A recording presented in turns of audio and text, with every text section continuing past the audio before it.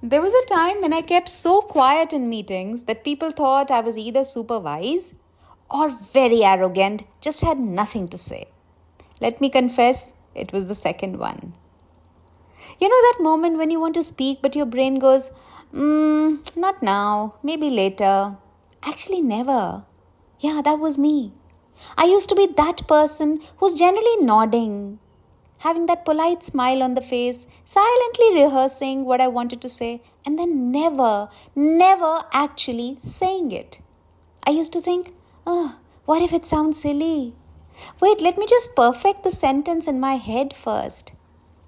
And it wasn't because I didn't have ideas. It was just that little voice in my head going, not now, maybe later. Oh, actually, forget it. Hey everyone, welcome back to another episode of Communicate 101, the podcast where we talk about real conversations, the messy ones, the awkward ones, and the ones we don't have. Why? Because we're too busy second guessing ourselves. In today's episode, we are diving into why we stay quiet. Like, what's really going on there? And more importantly, we'll understand how to gently break out of that shell.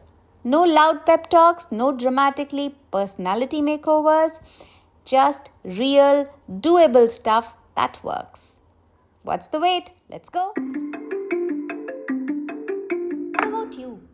Are you generally quiet or are you unsure about what you have to speak? And that's why you're quiet. So quiet or unsure? The most common reason we don't speak up, most of us, is what if I say something dumb, something silly? What we don't know is that most people are very busy worrying about their own dumb moments to notice yours. Some of us also have a disease, an illness. It's a strange illness. It's called perfection paralysis. I had it too. I wanted my words to sound so perfect that I kept editing it in my head until the moment was gone. Another reason why we prefer looking dumb and silent is because we overthink. We turn a simple sentence into a TED talk in our brains and then panic and then go silent. Some of us are introverts, but even introverts deserve to be heard, don't they? Sometimes we've been quiet so long that it feels weird to suddenly start talking. Like, what if everyone turns and says, "What? You have an opinion?" But your thoughts, your voice, they matter. And staying silent all the time, that's not humility. That's fear wearing a polite hat. So are you quiet or are you unsure? Let's get that hat off today, right here, right now.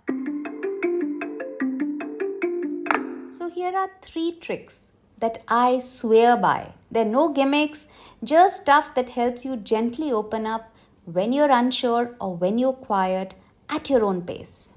The first one is a turtle trick.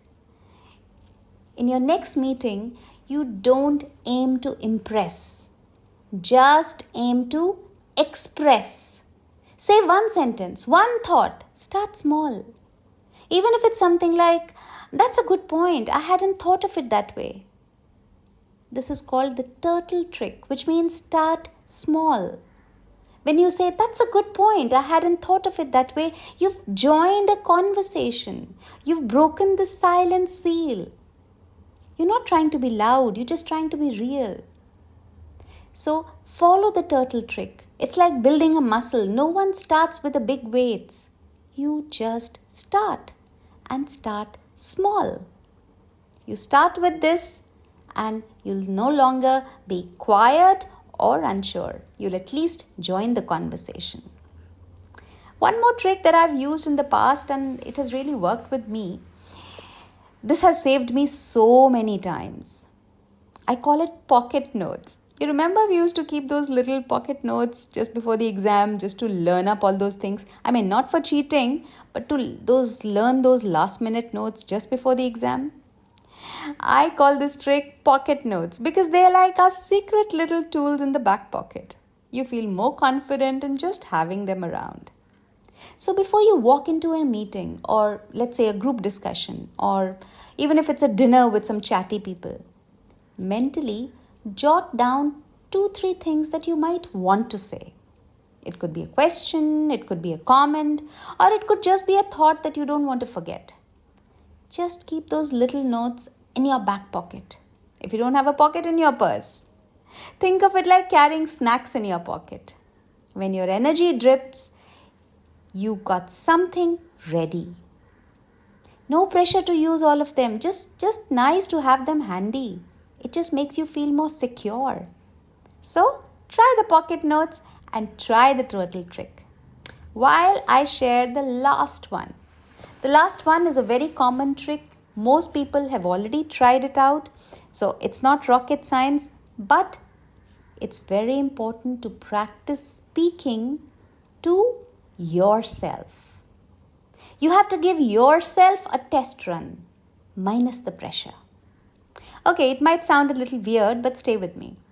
Find a mirror or use your phone's voice recorder and then just talk. Say what you would have said in that meeting, or what you wish you had said it to your friend when your friend asked, "What do you think?" Because here you are talking to yourself. No one's watching, no one's judging, just you and your voice. Get comfortable. Do it a few times, loud and clear, and I promise that hesitation, that you're being quiet, that you're being unsure, that what if I mess up feeling, it starts to fade. Try it out. Listen, keeping quiet isn't always bad. But if it's holding you back, if it's making you feel invisible when you know you have something to say, then that is the time it's time to change that story. You don't need to become the loudest person in the room. You just need to become the bravest version of you. The one who says, "Hey, I've got something to say," and it matters. So here's your challenge for the week. Pick one moment, just one moment to speak up. Say that thought. Ask that question. Make that comment. And when you do, I want you to smile because you're doing it, you are showing up, and that's huge. All right, that's it from me today. If this episode helped you, send it to someone who needs a little nudge to find their voice too. And don't forget to talk to yourself in the mirror, even if it's the bathroom mirror. You might be surprised by how wise you sound. You've been listening to Communicate 101 Speaking Writing Tips, where we believe your voice deserves a mic, even if it's just one sentence at a time. Big hug, take care, and listen, don't stay too quiet this week, okay? Thank you for listening to this episode of Communicate 101 Speaking Writing Tips with Sarika Singh. If you want to be notified of upcoming episodes, be sure to hit the subscribe button and follow the podcast. I'll be back to share more stories, more life experiences, and more communication tips every Friday. If you want to reach me or connect with me, just put your comments in the comment box below or mail me at info@sarikasingh.in. I know you're going to rate and review this podcast, so a big thank you in advance. Stay tuned and think about what we talked today.